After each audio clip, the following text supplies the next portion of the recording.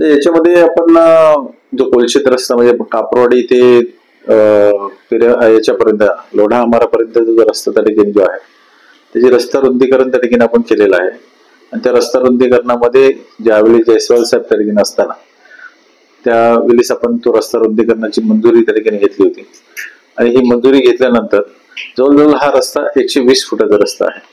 आणि 120 फुटाचा रस्ता त्या ठिकाणी जे काम करत असताना रस्ता रुंदीकरणामध्ये जी लोक बाधित होतात त्यांची व्यवस्था त्या ठिकाणी करणं गरजेचं आहे. जी त्या ठिकाणी रस्ता डीपी रस्त्यामध्ये जेवढे अनधिकृत बांधकाम त्या ठिकाणी असतील तर ते त्या ठिकाणी जर काढायचं असेल तर त्या पद्धतीने त्या ठिकाणी कारवाई करायला लागते आणि कारवाई करून हे रस्त्याचं काम त्या ठिकाणी पूर्ण करायला लागतो.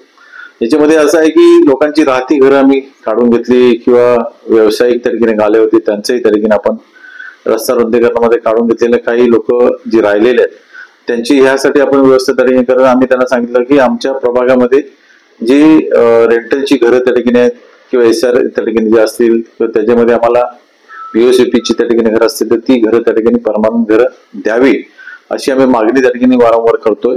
आणि वारंवार करत असताना ती जागा जोपर्यंत उपलब्ध होत नाही तोपर्यंत ती 5 ते 6 घरं आणि बायरेंडा इथं त्या ठिकाणी घरच चालू आहे तिथं त्या ठिकाणी 10-15 घरं जी आहेत ही सर्व गोष्टी त्या ठिकाणी आहेत. आणि त्याच्यामध्ये येणारी जी MECPचे जे ट्रान्सफॉर्मर जे होते ते ट्रान्सफॉर्मर जोपर्यंत काढत नाही तोपर्यंत रस्त्याची जी कोंडी त्या ठिकाणी जी आहे तो 120 फुटाचा रस्ता त्या ठिकाणी जर आपण करतोय तर तो 120 फुटाचा रस्ता येणारी फ्युचर मधली जी डेव्हलपमेंट आहे जवळजवळ 400 ते 500 एकरची जी डेव्हलपमेंट जी चालू आहे कोलशेत भागामध्ये म्हणजे आपल्या ढोकाळीपासून ते कोलशेत पर्यंत जो त्या ठिकाणी रस्ता रुंदीकरण झाला त्याच्यानंतर मग आपल्याला येणाऱ्या भविष्यात त्या ठिकाणी जी डेव्हलपमेंट आहे तर त्या डेव्हलपमेंट मध्ये आपल्याला जी लागणारी वाहतूक कोंडी जी होऊ नये याचं जे प्रोव्हिजन त्या ठिकाणी 50 वर्षाच्या नंतरची त्या ठिकाणी प्रोव्हिजन करणं गरजेचं आहे.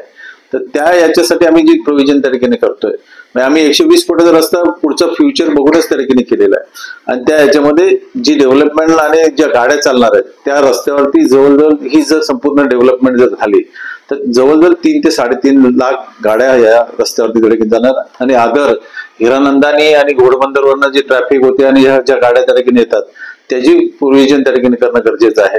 तर ह्या याच्यात आणि फ्युचरमध्ये जो भिवंडीला जाणारा जो ब्रिज आहे जो आपल्याला कोस्टल रोडवरनं कोलशेत खाडीवरनं त्या ठिकाणी जाणारा जो रस्ता आहे तर तो त्या ठिकाणी जो ब्रिज बनवल्यानंतर मग त्याची प्रोव्हिजन त्या ठिकाणी करणं गरजेचं आहे. त्या पद्धतीने आपण 120 फुटाचा रस्ता त्या ठिकाणी घेतलेला आहे लोधा आमारापर्यंत. लोधा आमाराच्या नंतर त्या ठिकाणी आपण या सर्व आणखी त्या ठिकाणी रस्ता रुंदीकरण करून कोलशेत पर्यंत शेवट कोलशेत खाडीपर्यंत हा रस्ता त्या ठिकाणी 120 फुटाचा थ्रॉउड रस्ता त्या ठिकाणी होणं गरजेचं आहे. त्याला पॅरेलल त्या ठिकाणी जे रस्ते आहेत म्हणजे दोस्तीचा त्या ठिकाणी रस्ता असेल दोस्ती आहे राममूर्ती नगर आहे त्याच्यानंतर ब्राह्मणला जाणारा जो रस्ता आहे मनोहरनगरला जो जाणारा रस्ता आहे त्याच्यानंतर डीमार्ट कडे त्या ठिकाणी जो कट आहे आणि नंदीबाबाजी इथं जे त्या ठिकाणी जो रस्ता त्या ठिकाणी तर ह्या याच्यामधनं जी कट मध्ये त्या ठिकाणी जे ट्रॅफिक त्या ठिकाणी होते आणि त्याच्यातनंच आपल्याला लोकांची जी बघतो आपण की सकाळी त्या ठिकाणी जी लोक कामाला जातात ते ट्रॅफिक मध्ये त्या ठिकाणी सापडतात. त्यानंतर संध्याकाळी घरी येताना त्या ठिकाणी जे ट्रॅफिक मध्ये 2-2 तास त्या ठिकाणी जावं लागतं. तर हे कुठेतरी आपल्याला दूर करणं फ्युचर मध्ये त्या ठिकाणी आपल्याला हे करणं त्या ठिकाणी गरजेचं आहे. म्हणून आम्ही मधल्या काळामध्ये कमिशनर साहेबांना मी भेटलो शिंदे साहेबांना त्या ठिकाणी भेटलो सरनाईक साहेबांनी त्या ठिकाणी सांगितलेलं आहे की हा रस्ता त्या ठिकाणी जो अरुंद आपल्याला 120 फुटही त्या ठिकाणी कमी पडणार आहे. तर आपल्याला फ्युचरमध्ये आपल्याला ब्रिज त्या ठिकाणी घेणं गरजेचं आहे.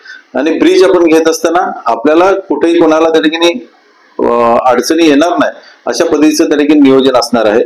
जर आपण काही जर बघितलं असेल तर काही हितचिंतक त्या ठिकाणी आहेत तर रस्ता त्या ठिकाणी आपल्याला तो 10 वर्षापासून त्या ठिकाणी झाला नाही तर त्यांना माहित नाही की किती वर्ष त्या ठिकाणी त्या रस्त्याला त्या ठिकाणी काम चालू करून त्या ठिकाणी झालेले आहेत आणि त्या याच्यावरती त्यांना स्वतःलाच माहित नाही.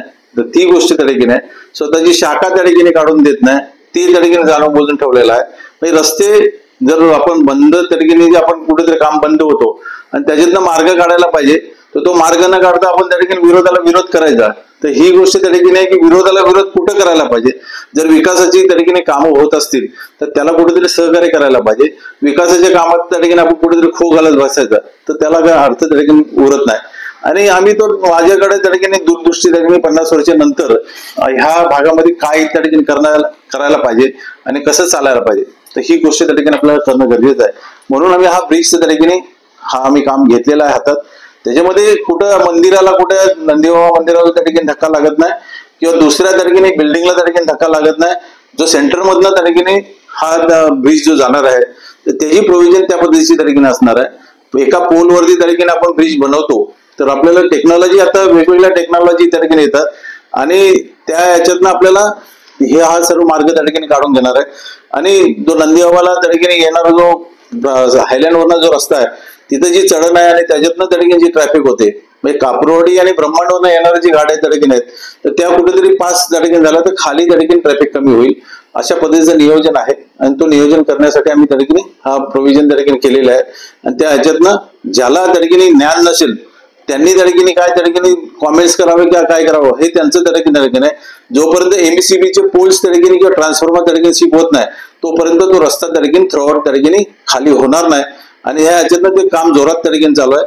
त्याला लागणारे जे पैसे आम्ही गेले 5 वर्ष त्या ठिकाणी 3-4 वर्षापासून आम्ही शिंदे साहेबांच्या बरोबर त्या ठिकाणी पाठपुरावा करत होतो आणि त्याला त्याच्यानंतर 12 कोटी त्या ठिकाणी आलेले आहेत. त्याचंही टेंडर झालं. त्या टेंडरमध्ये आपल्याला ज्या एमएससीबीचे जे ट्रान्सफॉर्मर आणि सर्व गोष्टी काढायच्या आहेत. मधल्या काळामध्ये त्या ठिकाणी जे लाईटचे पोल बसवलेले आहेत, जे डेकोरेटिव्ह पोल त्या ठिकाणी बसवलेले आहेत त्याची किंमत किती कोणाला माहीत नाही आणि आपण काहीतरी करत बसायचं आणि काहीतरी बोलत बसायचं तर त्याला काय अर्थ त्या ठिकाणी नाही. पहिला अभ्यास करा, त्याच्यानंतर बाकीच्या गोष्टी करा. हे सर्व गोष्टी त्या ठिकाणी आपल्याला सर्व माहीत पडेल की फ्युचरमध्ये त्या ठिकाणी काय करायला पाहिजे आणि नियोजन कसं करायला पाहिजे. हे सर्व त्या ठिकाणी गोष्टी त्या ठिकाणी करायच्या आहेत. इंटरनल मेट्रो त्या ठिकाणी येणार आहे, त्याचं प्रोव्हिजन त्या ठिकाणी आहे. तर त्या पद्धतीने त्या ठिकाणी हा सर्व नियोजन त्या ठिकाणी महानगरपालिका शासन त्या ठिकाणी करते. शासनाला कशा पद्धतीचं नियोजन असावं? जोकाली आणि कोलशेत रोडचे वाहतूक कोंडीसाठी आता मोठमोठे कॉम्प्लेक्स झालेत आणि त्याच्यामुळं महापालिकेने हे परत पहिल्या वेळेला एकदा रोड वायडिंग केलेली तर ती कमी पडत होती म्हणून आता दुसऱ्यांदा रोड वायडिंग केली. रोड वायडिंग केली त्याच्यामध्ये लोकांची घरं गाले कोणाचे काय टपरे गेलेले आहेत तर ते त्यांचे अजून मोबदला काय दिलेला नाही तर तो जर देऊन आणि लोकांच्या जो रोड तुम्ही मोठे केलेत ते जर एकदम व्यवस्थित केले असेल तर त्याच्यामुळं वाहतूक कोंडी काय होणार नाही ते जास्त. उड्डाणपुलाची मागणी होऊ लागली, त्याच्याबद्दल आपलं काय मत आहे? उड्डाणपुलाची काय आता महापालिकेजवळ पैसाच नाही तर उड्डाणपूल कुठल्या ह्याच्याने बनवणार आहे आणि लोकांची विस्थापित झाले त्यांची घरं नाही दिली तर आता लोक घरं का तोडणार आणि का खाली करणार? भविष्यात वाहतूक कोंडी सोडवण्यासाठी कशा पद्धतीचं नियोजन असावं असं आपलं मत आहे?